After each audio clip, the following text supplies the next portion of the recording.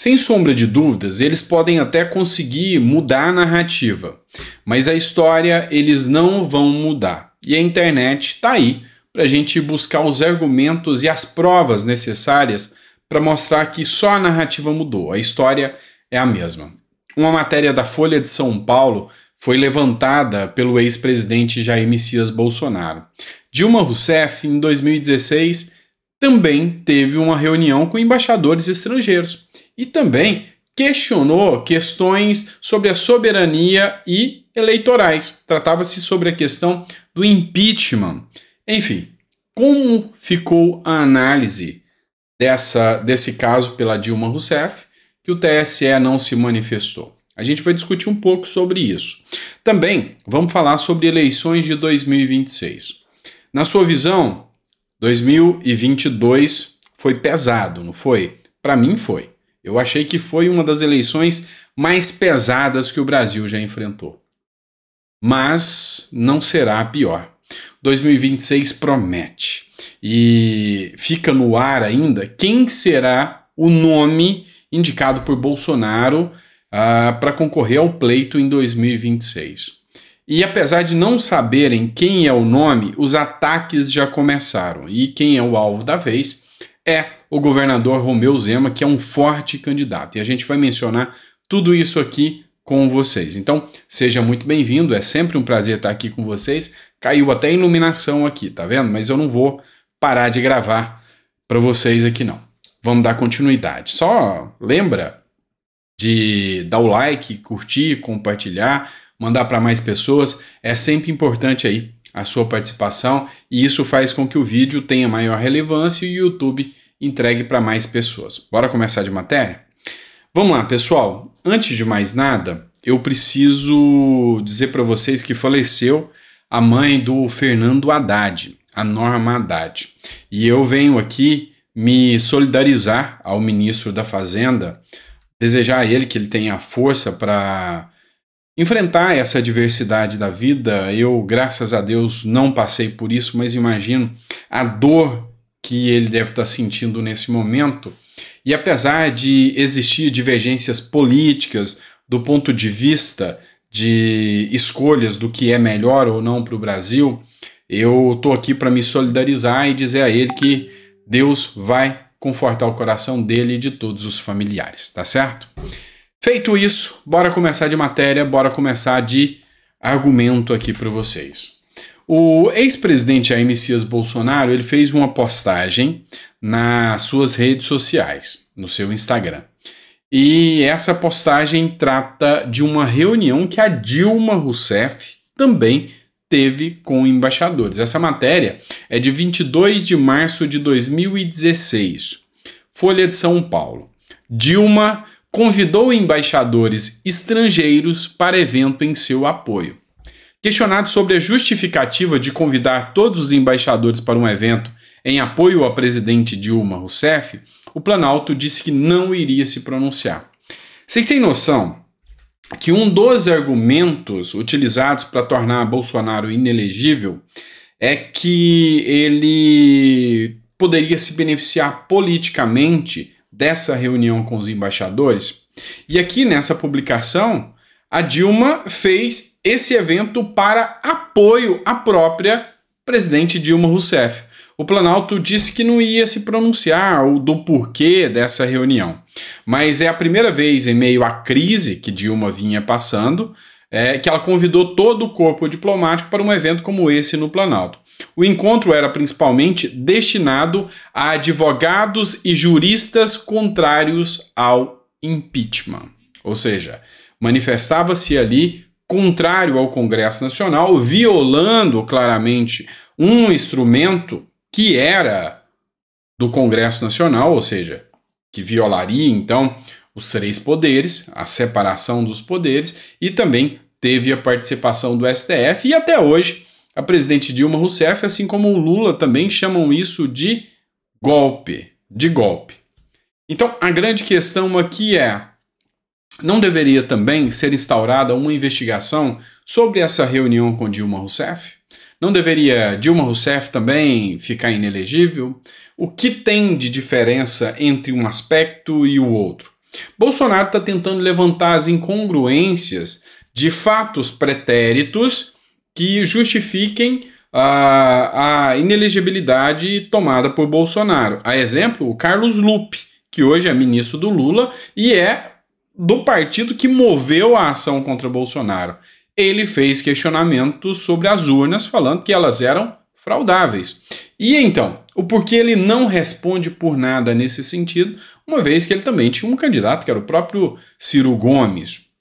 Qual a justificativa de ter essa diferenciação? Então, aos poucos, o que a gente percebe é que Bolsonaro vem entregando as pílulas, tá? Tá bem orientado juridicamente para que ele venha entregando as pílulas, e o intuito aqui é mostrar para a população que esse julgamento não foi tão imparcial quanto se diz, quanto a mídia quer mostrar. Então, a gente vê que o intuito de Bolsonaro é esse. E já que a gente está falando de eleições, vocês viram até que a luz voltou, né? Ficou até a luz aqui funcionando de novo.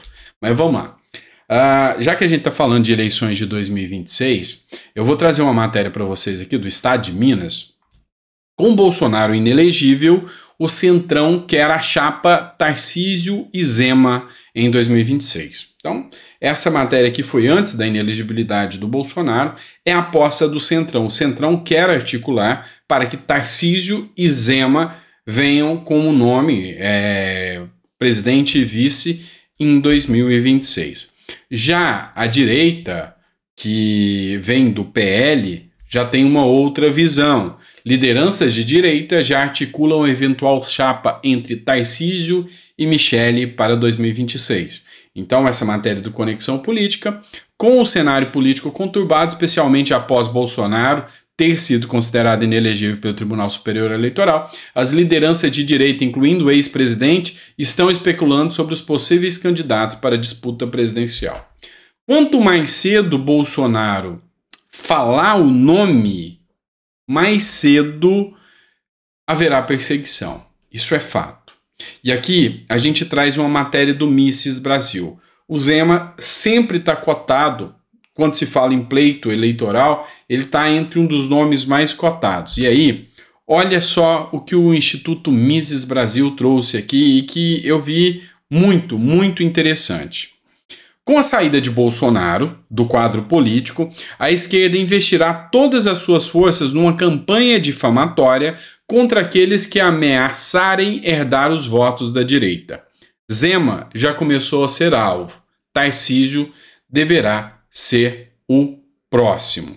E a gente sabe muito bem que quando a gente fala de Michele Bolsonaro, que não foi citada aqui, ela já é alvo há muito tempo, desde acusações infundadas da mídia de que ela tinha matado peixes do lago do Palácio do Planalto, ao absurdo de que ela tinha roubado as moedas lá da fonte do Palácio do Planalto, sabe? Assim, acusações torpes, acusações do mais baixo sentido que a mídia utiliza contra Michele Bolsonaro. E os ataques só continuarão. Os ataques contra ela só continuarão. Mas agora, em relação a Tarcísio, que até então não sofria tantos ataques da mídia, vai começar a sofrer. E Zema vem sofrendo já esses ataques. E aqui, o Mises Brasil cita alguns para que a gente possa ver. O Sleeping Giants é um grupo que visa retirar a monetização, o patrocínio de empresas. E aqui ele faz uma citação sobre o governador de Minas Gerais, que é o Romeu Zema, né? Ela diz o seguinte: inacreditável, o governador de Minas Gerais compartilha em seu stories com um bom dia citação de Benito Mussolini. Não há nem o que falar. E aqui, não colocou toda a postagem aqui do story do Romeu Zema, mas o intuito aqui, nitidamente, é tentar ligar Romeu Zema ao fascismo, ao Instituto do Fascismo, que foi capitaneado aí pelo Benito Mussolini na Itália, e que foi realmente um movimento macabro que já se afigurou, assim como o movimento comunista, assim como o movimento nazista, são movimentos macabros que a história mundial já sentiu. E aí vem o Poder 360 e coloca aqui, ó: Zema publica frase atribuída a Mussolini. post do governador de Minas Gerais sobre restrição à liberdade se dá um dia depois da contestação de Bolsonaro no TSE. Então, como eles jogam sujo? Como é o jogo sujo dessa turma? Tentar atribuir ao Zema a fala de Mussolini como se o Zema fosse uma espécie de um fascista ou alguma coisa assim nesse sentido. A fala que foi dita e que foi publicada pelo Romeu Zema é essa aqui, ó. Fomos os primeiros a afirmar que, quanto mais complexa se torna a civilização, mais se deve restringir a liberdade do indivíduo. Benito Mussolini. Então, o Zema publicou isso aqui, tá? O intuito nítido aqui é fazer a crítica à restrição da liberdade do indivíduo. Isso se deu no dia seguinte à inelegibilidade de Bolsonaro. E aí, aqui é interessante que a gente faça uma análise, porque o Twitter, ele tem uma ferramenta hoje de checagem. E aí, ele desmentiu o Sleep Giants, escreveu o seguinte: o tweet dá a entender que Zema concorda com a frase de Mussolini, mas na verdade é uma analogia à decisão do TSE que condenou o ex-presidente Bolsonaro à inelegibilidade por 8 anos. Ou seja, o Twitter falou que o Twitter, a postagem do Sleep Giants, é para dar a entender que o Zema concorda com aquela frase, mas não é isso. Na verdade, é uma analogia à decisão do TSE, e aí o que eu falo é que o Zema está falando que a cassação de Bolsonaro é, sim, um evento que a gente pode citar até como fascista. É isso que o Zema diz aqui. Essa é a mensagem, ou seja, a mensagem do texto que Zema passa. Talvez seja má fé ou talvez seja falta de entendimento literário mesmo, não entendeu o que estava escrito ou alguma coisa nesse sentido. Eu ainda acho que é má fé. Mas vamos lá. Esse aqui é um sobrinho neto da Dilma Rousseff. Foi candidato nessas últimas eleições, parece que não logrou êxito, mas ele também partiu para cima do Zema. Acionei o Ministério Público contra o Zema. O governador vai ter que se explicar porque gastou 41 milhões do dinheiro público para reformar uma estrada que leva ao sítio de sua família. Então, segundo ele, foi gasto 41 milhões, onde o Zema usou o dinheiro para asfaltar uma estrada que levava ao sítio da sua família. Assim como há acusações aí contra o ministro do Lula, que literalmente esse usou o dinheiro do fundão para chegar até a porta da sua fazenda. Mas calma que a gente vai falar um pouco mais sobre isso. O Globo também, e aqui chega a ser torpe essa matéria, o próprio nome já diz, né, o sensacionalista. E aqui eu acho que numa boa interpretação até dá para entender. Um jornal isento de verdade, ou seja, sem qualquer verdade, né, porque é isento de verdade mesmo. Zema gasta 41 milhões para favorecer sítio da família e segue investindo no gado, ou seja, no público bolsonarista, né, como eles dizem. Isso aqui totalmente imparcial, independente, né, isento de verdade, para deixar bem claro para vocês, né? Ou seja, aqui eles querem começar uma campanha difamatória de que Zema estava asfaltando uma área para chegar até a sua casa. Não é isso que acontece, para chegar até um sítio da sua família. E não é nem de longe isso a verdade dos fatos. A agência de checagem do Twitter também teve que postar. A recuperação da via em questão abrange uma área de 107 quilômetros e se somará a outros 637 quilômetros já restaurados pelo governo de Minas Gerais. Ou seja, num contexto todo foram 637 que já foram e vão ter mais 107. Segundo o governo, o segmento da MG 428 não passa por intervenções e melhorias robustas há décadas, sendo apenas alvo de operação tapa-buraco. Ou seja, o Zema teve que justificar o porquê precisou reformar uma estrada que, há épocas, durante a gestão petista, nunca teve reforma. Mas aí, a gente precisa que jornalistas sérios se manifestem. E aqui eu tenho que bater palmas, tirar o chapéu para o antagonista e a revista Cruzoé, que escreveu o seguinte: Romeu Zema não é Juscelino Filho. Juscelino Filho é o ministro do Lula, que é acusado de ter asfaltado a sua fazenda, usado o dinheiro das emendas secretas para asfaltar até a sua fazenda. Nem Aécio Neves, governador de Minas Gerais, ex-governador de Minas Gerais, é questionado por investimento em obra de rodovia que levava a propriedade de sua família. Ou seja, nem no caso de Aécio isso acontecia. E aqui eles fazem que o caso de Romeu Zema é totalmente diferente. Por quê? As obras para a recuperação de um trecho de 107 quilômetros da MG 428, que vai de Araxá à cidade natal de Zema, que é a cidade natal de Zema, Araxá, até a divisa de Minas Gerais com São Paulo, estão entre as 103 em processo de licitação no momento e vão custar 41 milhões.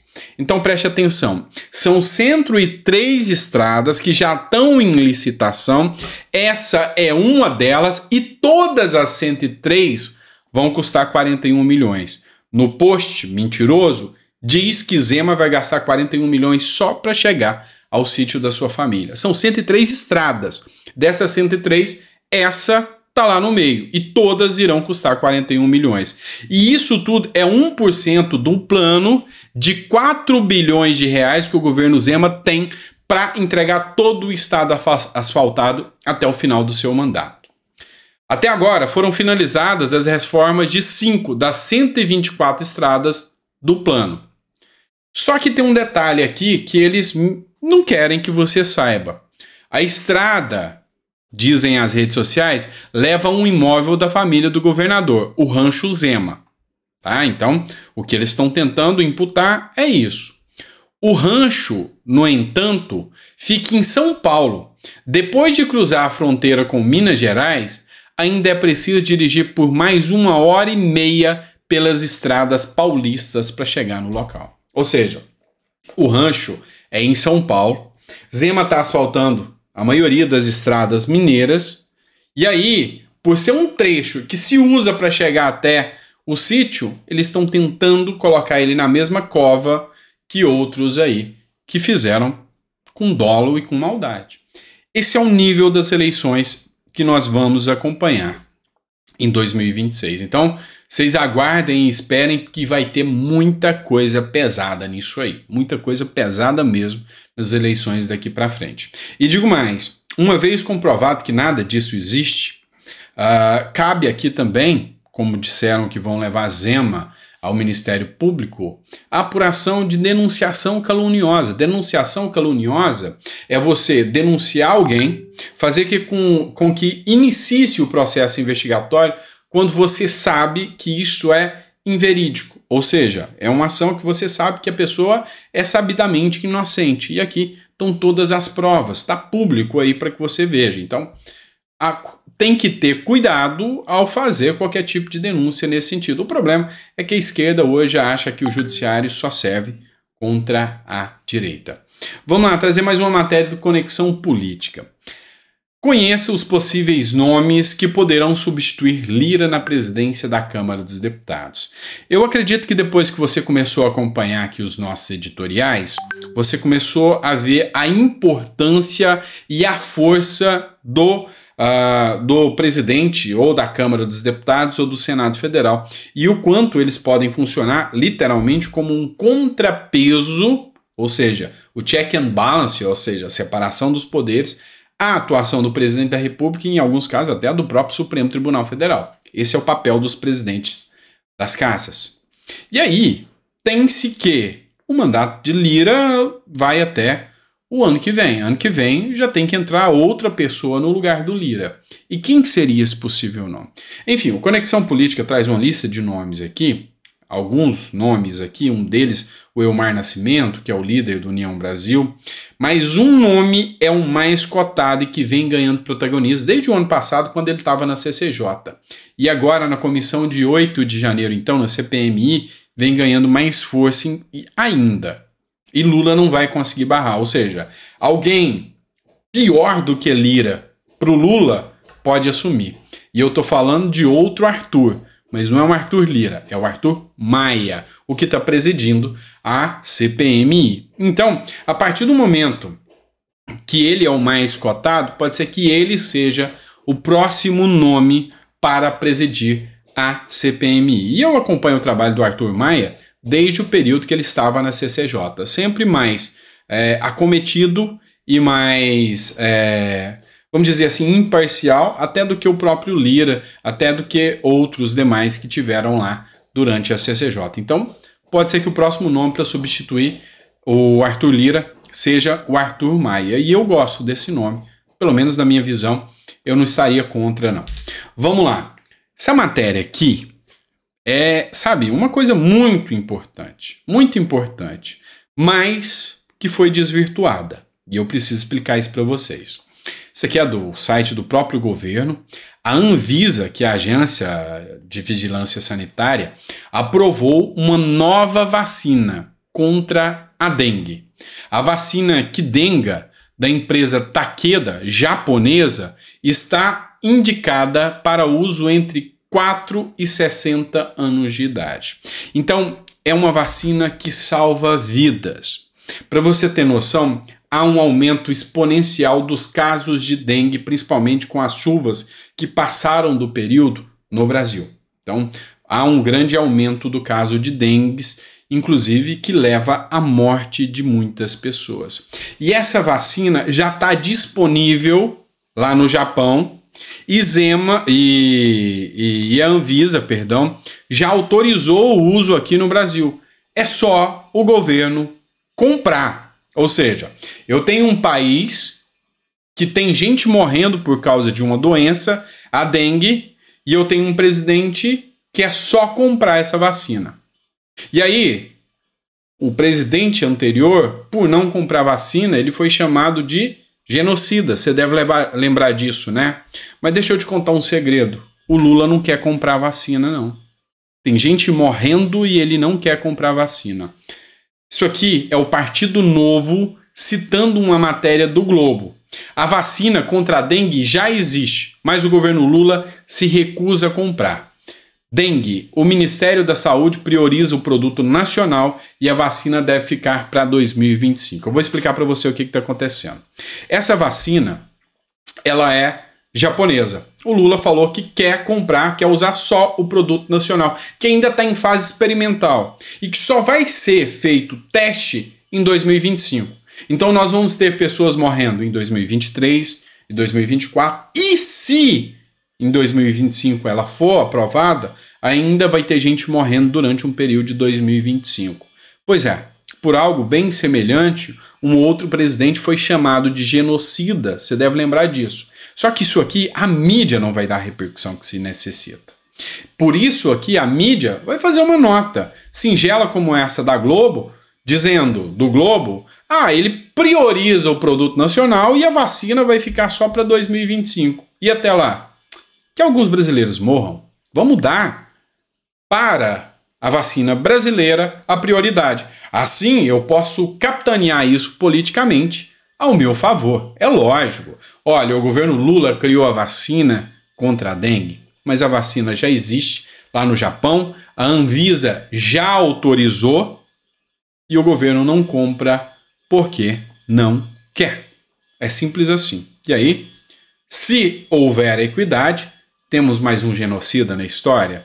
Ou, se houver equidade, talvez alguém foi chamado de genocida indevidamente? Aí depende da forma que você vai interpretar tudo isso. Vou trazer agora para vocês uma matéria do jornal Metrópolis. Diferença de datas pode permitir que Bolsonaro seja candidato em 2030. Entenda. A lei da ficha limpa, a lei eleitoral, ela prevê a inelegibilidade por 8 anos para quem foi condenado por abuso de poder, tá? Que é o caso do Bolsonaro.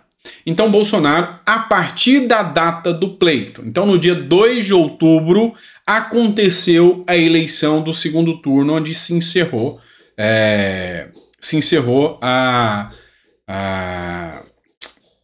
o pleito eleitoral, o primeiro turno. Já o próximo pleito eleitoral, ele tem que cair no domingo. Então, não vai poder ser no dia 2. Vai ser no dia 6.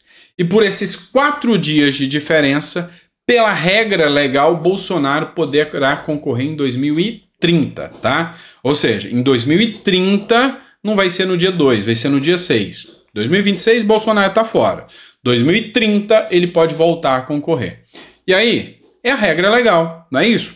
Para quem acha que Bolsonaro ficou inelegível de forma legal, o que não é o caso para a grande maioria de brasileiros, ou talvez pelo menos 58 milhões de brasileiros que depositaram o voto em Bolsonaro, que não acham que ele deveria ficar inelegível, mas para outra ala que acha que ele deveria ficar, a regra legal. Compreendem?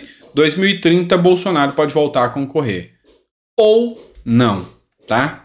Mais uma agora. O Tribunal de Contas da União pode estender o período de inelegibilidade do Bolsonaro. Moveram mais uma ação contra Bolsonaro e querem estender esse período de inelegibilidade. Ou já se fala até em mudar a data do pleito eleitoral para que Bolsonaro não possa estar em 2030 concorrendo. Ou seja, aqui é nítido que Bolsonaro é uma persona não grata dentro da campanha eleitoral, seja de 2026, seja de 2030, ou seja, opositor, Bolsonaro não pode ser mais. E falam até em prisão do Bolsonaro, né? Falam até em prisão do Bolsonaro e falam de forma aberta aí para quem quiser ouvir. Essa é a realidade dos fatos. Esse é o Brasil que nós temos por hoje. Eu espero que você tenha gostado do nosso editorial. Espero que você consiga compreender tudo o que está acontecendo. A gente tenta trazer da forma mais didática, da forma mais simples. Às vezes você vê luz apagando, às vezes você vê algum barulho externo, às vezes você vê alguma falha de internet, às vezes você vê até algum erro de português aqui. Faz parte. Isso aqui não é um grande jornal, não é uma grande mídia, é um cara que está aqui para poder discursar com vocês o que acontece na política. É usar o conhecimento que a gente tem dos anos de estudo, seja como advogado, como filósofo, seja como o MBA em economia ou mestre em comércio internacional, que a gente estudou para poder entender, e o meu tempo de atuação na política brasileira, que há muito tempo já a gente já vem prestando assessoria para parlamentares, alguns de direita, alguns até de esquerda também, com projetos que visam ajudar aí as pessoas com deficiência, aposentados. Quem conhece o meu trabalho há mais tempo sabe que o importante é que o projeto passe, e para passar você tem que dialogar com todos. Então esse é o meu papel aqui. Então eu agradeço a você por ter ficado até o final e peço que você entenda que as nossas falhas, nós não temos uma estrutura de Globo, de Jovem Pan, nem nada nesse sentido. A única coisa que a gente tem é muita boa vontade em tentar exercer o nosso papel aqui com a maior seriedade possível, tá bom? Muito obrigado, fiquem com Deus e a gente volta. Temos mais um editorial às 9 horas, tá? Não perde não, que esse vai ter muita coisa que eu já estou separando aqui para vocês. Grande abraço e fica com Deus.